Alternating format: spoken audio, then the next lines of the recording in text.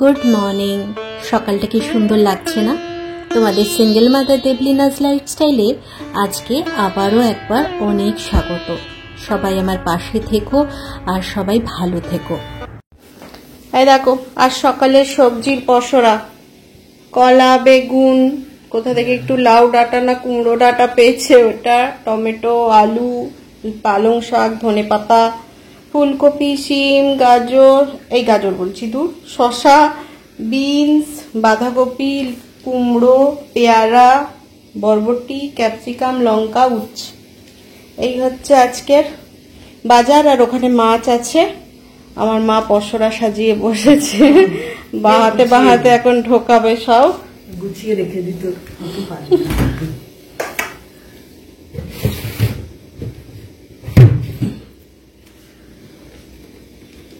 আমার কিছু কিছু আছেও, ফুলকপি আর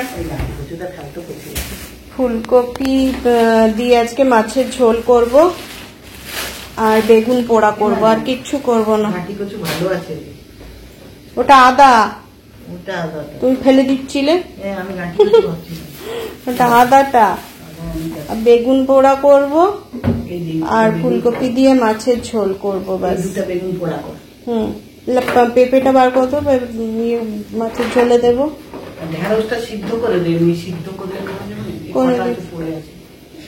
ঢেঁড়স কাটা আছে, সেদ্ধ দিয়ে দেবো। তাহলে আজকের মতো বাস্কেট খালি, এবার নতুন গুলো সব ঢুকবে। এই যে ইনি উঠে এখন বিস্কুট খাচ্ছেন ব্রাশ ফ্রাশ করে।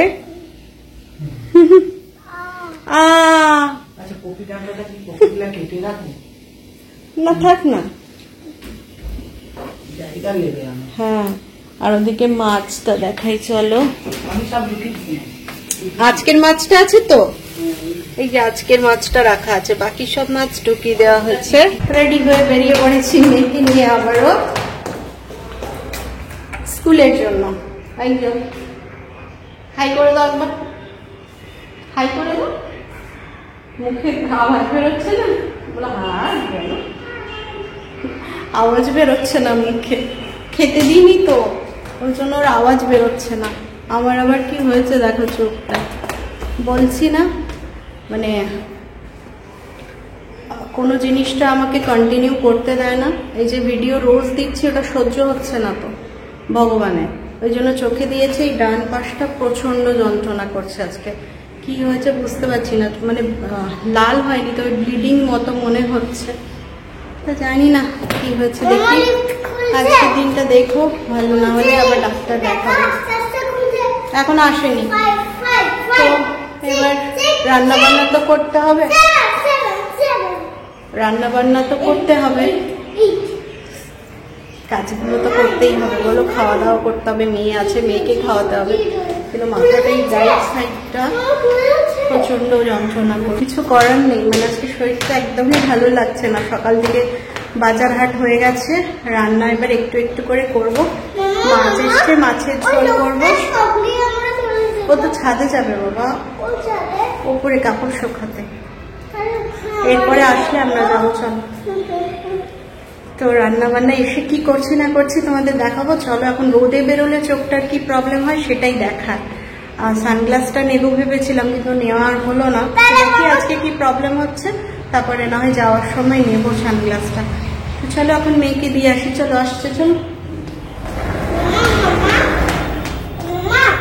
চলো। কে পজিটা, তো চলো কি বলছো বলো মাম্মা। আর মাম্মা জানি মামা, আমি না একবার একটা শপিং মলে যাবো বলে। না, আমি শপিং মলে যাবো না বলিনি, কোথাও বাজার টাজার যাবো বলিনি, শপিং মলে যাবো। আমি খেয়ে কাজ নেই, এখন শপিং মলে যাবো। শরীর নিয়েই পাচ্ছি না, বলো। শপিং আজকে যাবো না, না কালকে যাবে। তো চলো এখন রাখছি, আবার এসে কথা বলছি, এখন যাই।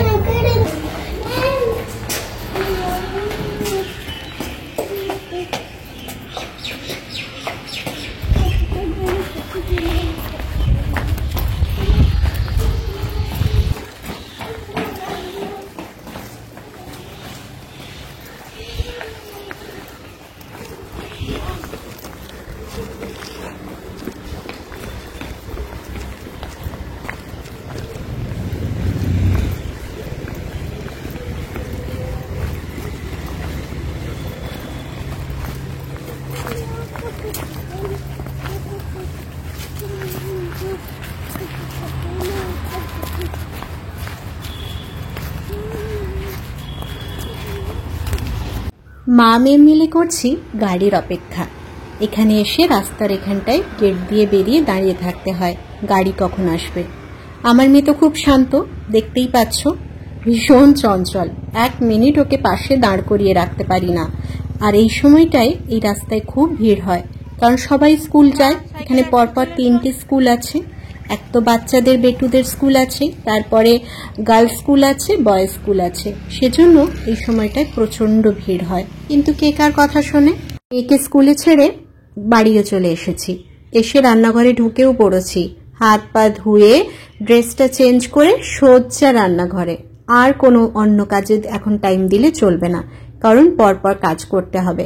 আর এখানে না মায়ের সঙ্গে একটা খুব গুরুত্বপূর্ণ আলোচনা করছিলাম, আর মা তখন একটা হাসির কথা বলেছে, সেটাই হাসছিলাম। মা আমি একটু হেসে হেসে কাজ করলে সময়টা পেরিয়ে যাবে। মাছের ঝোল বসিয়ে দেবো, আর তো কিছু করার নেই এখন আপাতত। আগে এটা করে তরকারি করে মানে মাছটা তাহলে মাছ নিরামিষটা করে আমি বলছি মাছ ভাজবো কি করে? আমি তোকে যেটা বলছি শুনে, নিরামিষ তরকারিটা করে নিবি, বাটিতে ঢেলে রাখ। মাছ ভেজে সেই ঝোলটায় খানিকটা তরকারি ঢেলে দিবি এই বেলার মধ্যে, আর ও বেলার একটা রয়ে যায়। বুঝতে পারলি ব্যাপারটা? তাহলে 2 বেলার হয়ে গেল। মা কত করবি?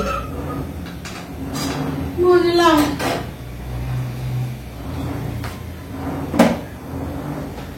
এবার ওইটা ভাবো, ওইটা কি করবে? কি করবো বল, তুই যা বলবি সেটাই হবে। তুই যদি বলিস সেখানে থাকবো, তাই থাকবো। আমি যদি বলি এখানে থাকবো, তোর অসুবিধা সুবিধাগুলো, আমার তো কোনো অসুবিধা সুবিধা নেই। তোর মেয়ে পড়বে, কি করবি, আমি তো সেগুলো ভাবি। কি একসাথে করে নেবো? হ্যাঁ, দিয়ে ওর ঝোলটা বের করি না। ও তো 2 বেলা তরকারি খায় না, ওর একটু ঝোল বের করে আমাদের সিমই ইয়ে করে লঙ্কা গুঁড়া একটু দিই, সিমই করে সেদ্ধ করে দিচ্ছি একসঙ্গে।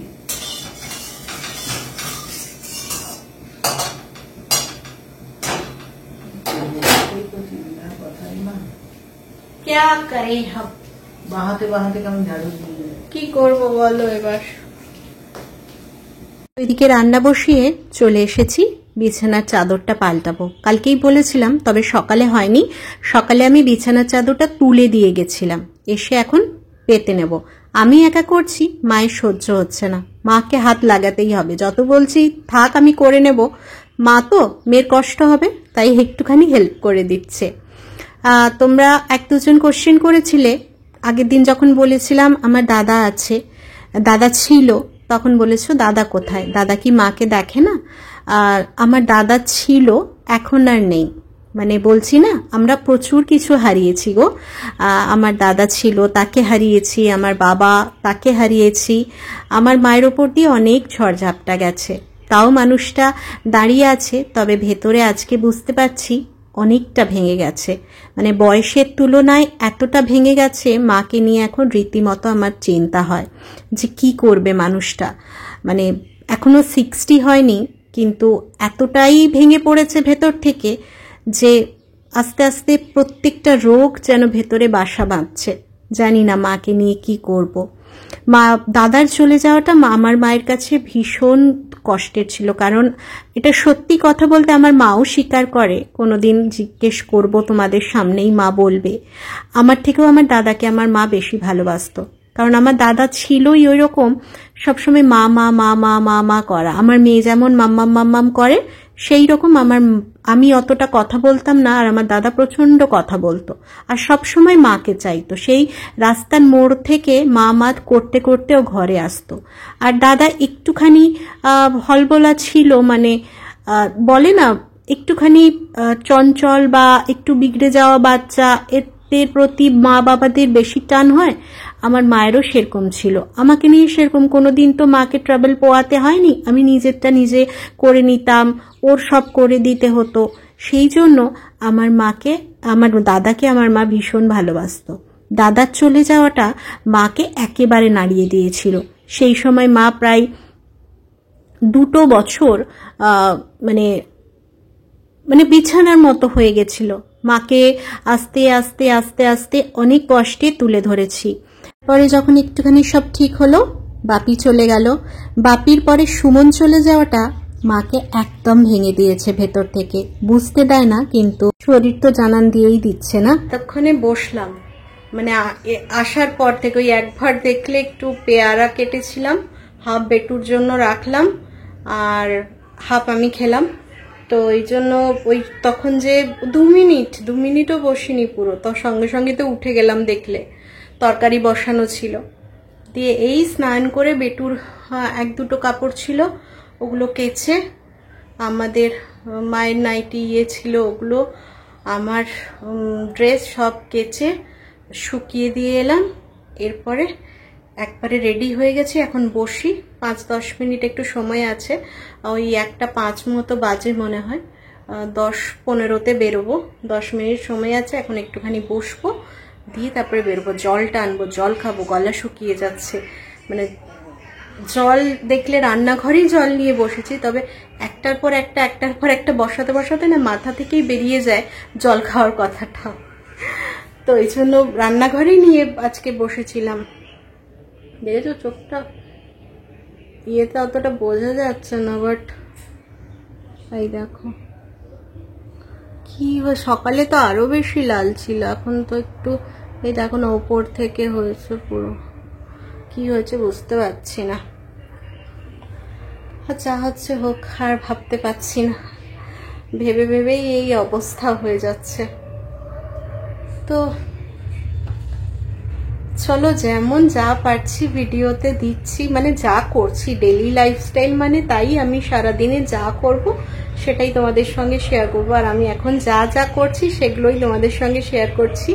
নতুন করে কিছু করার নেই বা বাইরেও যাওয়ার নেই, সেরকম তো বাইরে যাইও না খুব একটা, যে আজ এখানে ঘুরতে চলে যাচ্ছি, কাল সেখানে ঘুরতে চলে যাচ্ছি, বা এখানে খেতে যাচ্ছি, ওখানে খেতে যাচ্ছি, তাও নেই। আর এখন তো খাওয়া বন্ধ, আমার মেয়েও জানে যে মা এখন বলেছে এখন খাবে না, এখন রোগা হবে।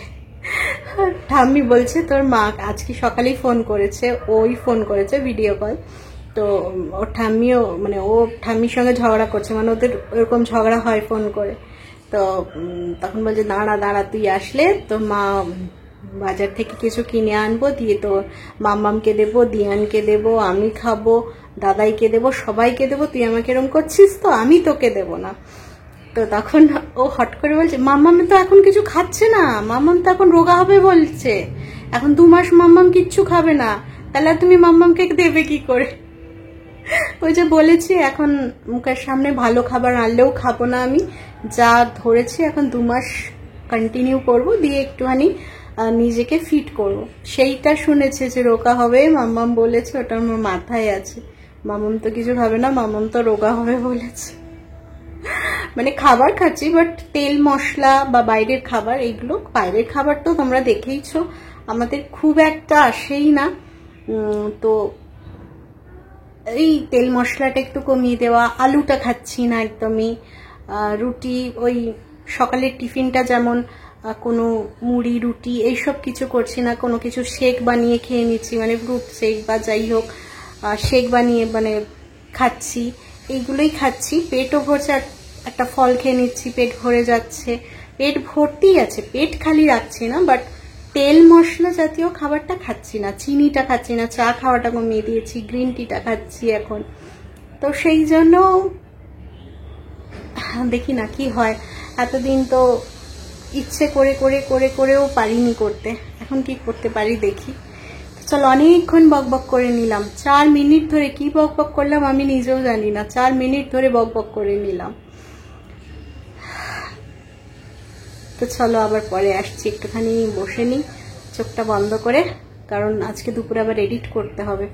আজকে করে নিই, কালকে কি হবে অবস্থা জানি না চোখের, আজকে তাও একটু দেখতে পাচ্ছি, করতে পাচ্ছি জিনিসগুলো, করে নিই। আজকে সকালে উঠেই ভেবেছিলাম মেয়েকে স্কুলে পাঠাবো না, কারণ এই দিকটা এতটা যন্ত্রণা করছে, দিয়ে ভাবলাম না আজকে পাঠিয়ে দিই, কালকে যদি আবার খারাপ হয় তখন তো পাঠাতে পারবো না, তার থেকে আজকে বেটার আছে, আজকে আমি যেতে পারবো, ওকে পাঠাতে পারবো, আজকে পাঠিয়ে দিই।